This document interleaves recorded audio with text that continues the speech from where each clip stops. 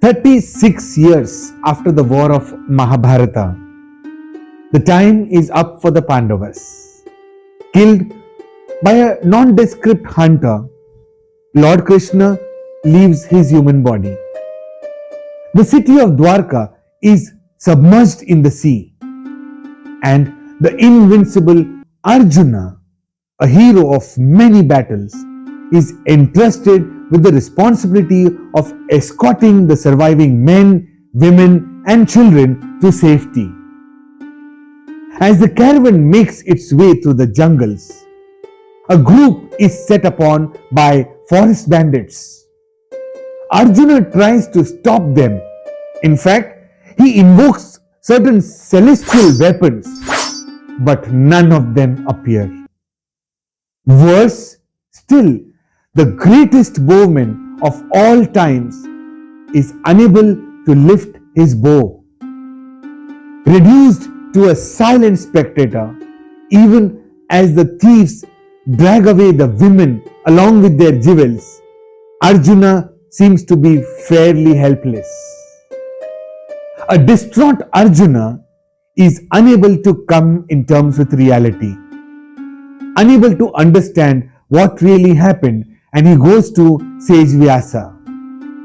The Rishi explains to Arjuna the concepts of yugas. He tells him, "Listen, Arjuna, time moves on and the past becomes irrelevant. The Treta Yuga gave way to the Dwapar Yuga, and now the Kali Yuga is all set to enter. Arjuna, your time is over and there is nothing you can do about it. The only thing that you should do now is prepare to ascend to the heavens." An amazing learning lesson to all the leaders in this world. Leadership is not just about going uphill. Leadership is not just about being at the pinnacle, being at the top. Leadership is also about learning to come downhill as gracefully as possible. And that's the lesson that leaders should learn. Anybody who comes downhill will tell you that the passage through the downhill has to be graceful.